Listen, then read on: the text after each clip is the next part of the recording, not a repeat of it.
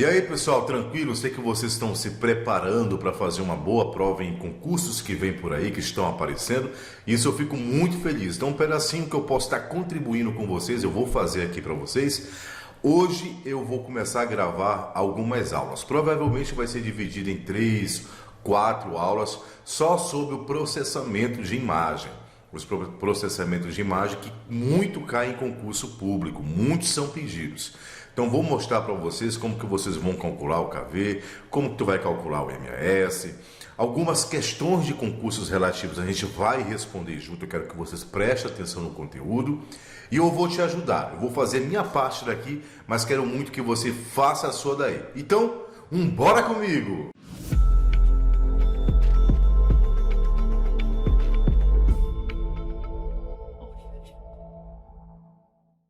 Bom, pessoal, como eu já havia comentado para vocês sobre o sistema de revelação, que será o nosso tema dessas próximas aulas, vamos partir logo para o conteúdo para a gente não ficar enrolando e ir direto ao ponto.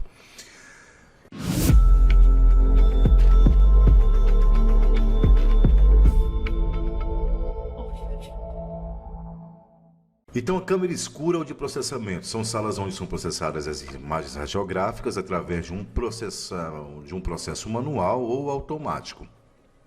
A câmera escura é o último lugar por onde os filmes passam.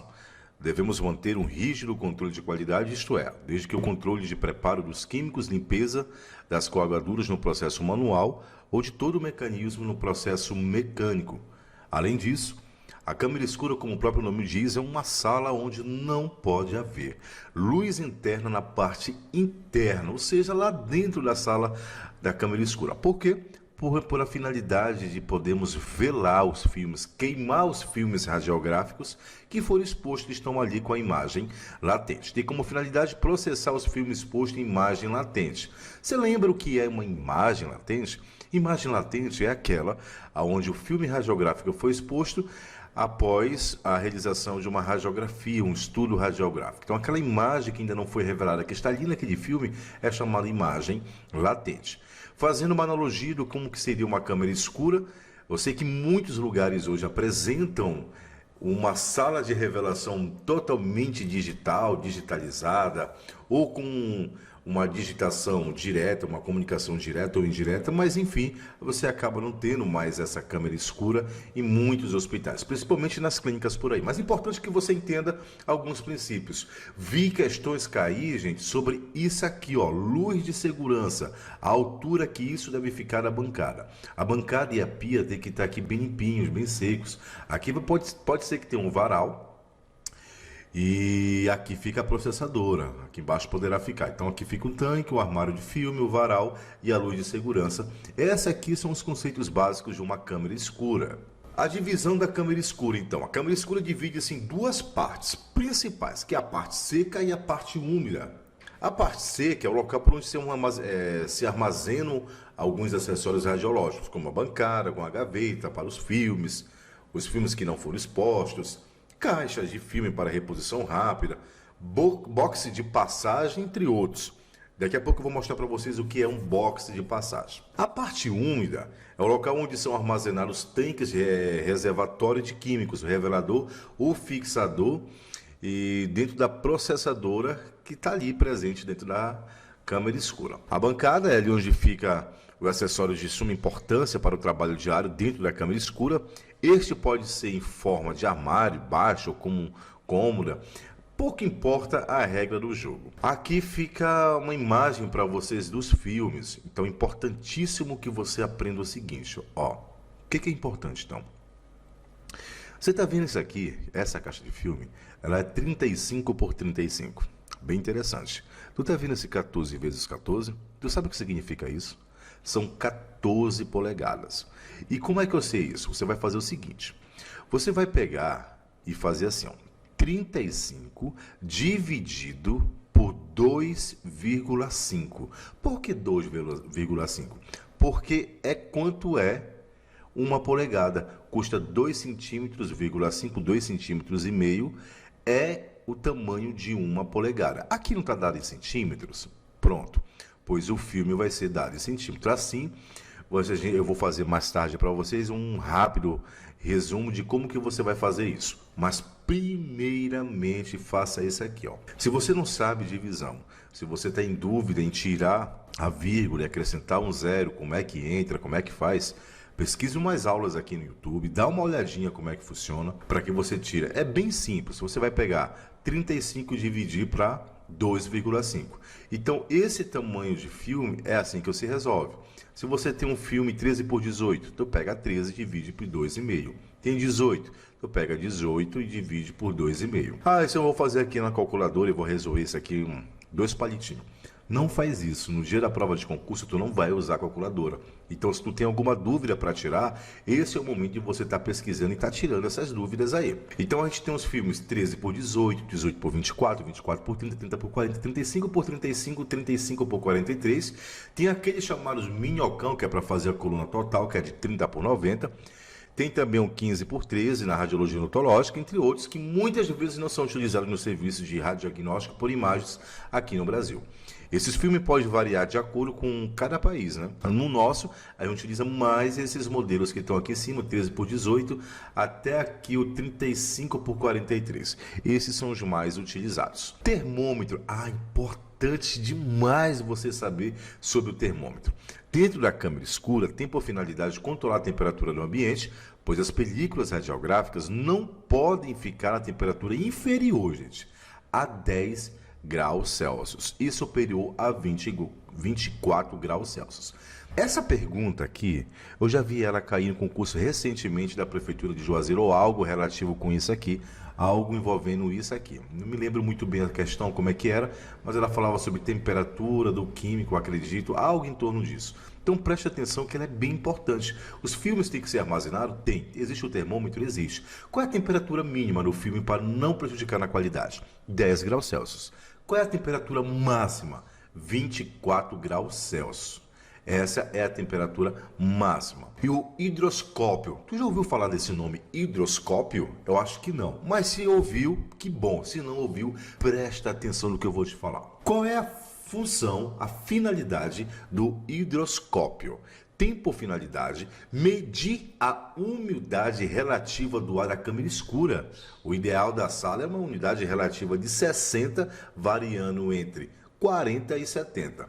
Então, se uma questão de concurso te perguntar sobre o hidroscópio, para que serve e qual é a função dele, beleza, então tu já matou a charada. E quando te perguntar sobre qual é a umidade mínima e máxima dentro de uma câmera escura, você vai lá e vai marcar a alternativa que tem 40% ou 70% de umidade relativa ali dentro da câmera escura. Mínima de 40%, a máxima de 70%. O ideal é que fique ali em 60%. O ideal. Mas se ficar em 50%, tem problema? Não. Mínima é 40% e a máxima é 70%. E assim você vai desenrolando. Os químicos eles também vão soltar. Tem uns odores, né? Então tem gente que tem alergia a químico que fica bem prejudicado, falta o ar mesmo. Então assim, eu não tenho esse problema, mas para quem tem esse problema, é importante saber tomar alguns cuidados relativos a isso. Mas qual é a função então do setor? A função do setor, ele ofertar, ele deixar instalado lá um exaustor que é chamado de ventilador. Qual é a função disso? Ele vai retirar esse odor, né? Ele vai tirar... dissipar os gases que são liberados ali pelos produtos químicos que estão sendo utilizados. Quais são eles, produtos químicos? Na reveladora automática a gente tem o revelador e temos o fixador. Eles vão soltar uns gases. Isso aí vai dar um odor na sala. Então o exaustor ele vai provocar essa retirada dentro da câmera escura desses odores ali dentro. Então aqui a gente tem um termômetro, e a gente vai ter aqui algo para você se basear. Olha aqui, então a gente está aqui com uma temperatura aqui, ó, escala Fahrenheit, na escala de Celsius. Então a gente tem aqui, ó, mais ou menos Celsius, acima de 30 graus. Tu lembra que tem que ficar no máximo até 24, né? Então tá um pouquinho quente, então vamos ver. Não, na verdade está fica menos 10, menos 20, menos 30, menos 40, na verdade seria mais ou menos aqui para cima, né, 24. Então a sala está muito fria e a a temperatura da sala tem que ser no mínimo de 10 e no máximo de 24. Então aqui estaria fora do padrão. A gente tem esse outro equipamento aqui, ó, que ele vai medir para você em Fahrenheit. Então preste atenção que ele não está com problema, porque o termômetro está mostrando para você que é em Fahrenheit. E a gente aqui no Brasil, a gente tem um costume, é normal que a gente utiliza a escala de temperatura em Celsius. Então aqui é só para te mostrar que poderá você ter um termômetro desse que vai mostrar para você e está dizendo 76,1 graus Celsius. Não, na verdade é Fahrenheit. Então, quando você tem mais ou menos aqui 76, se você olhar aqui para esse outro termômetro, ó, 76, vamos dizer que dá bem aqui. Na verdade, você vai estar algo em torno ali dos 20 graus Celsius. Então, tá beleza. 36% de umidade relativa do ar dentro da câmera escura. Esse não é o ideal, gente. O ideal é 60%. Mas o mínimo para isso aqui é 40%. A gente viu no slide anterior que no mínimo é 40% e no máximo é 70%. Então, a gente fica mais tranquilo em relação a isso. Aqui embaixo, a gente tem aqui, ó, 21 graus, um Czinho aqui, bem aqui no canto, chamado Celsius. Então, a gente tem 21 graus Celsius. Dentro do processamento de imagem, tá ideal, tá muito bom, porque pode ficar até 24 graus Celsius. E a gente tem aqui, ó, 46% a umidade do ar. Também está dentro do aceitável, que o mínimo é 40, o máximo é 70. A gente tem ali 46, então está dentro desse padrão. Isso aqui é uma imagem de um equipamento chamado de exaustor, que tem a função de retirar ali os gases presentes na câmera escura que fica ali na sala de raio-x. Tem um box de passagem. Gente, olha, é interessantíssimo isso aqui, porque muitos mesmo que eu conheço nunca vi um box de passagem. Mas o que significa isso? Imagine assim, você trabalha num hospital que tem uma rotatividade de exames muito grande. O que eles vão fazer? Eles decidiram, então, instalar dois equipamentos de raio-x. Então, ele vai ficar um equipamento do lado direito, um equipamento do lado esquerdo, e no meio vai ficar uma sala onde são chamadas sala clara, para olhar a qualidade do exame que foi processado, e lá atrás da câmera clara, ali por uma passagem por uma porta, vai estar a câmera escura.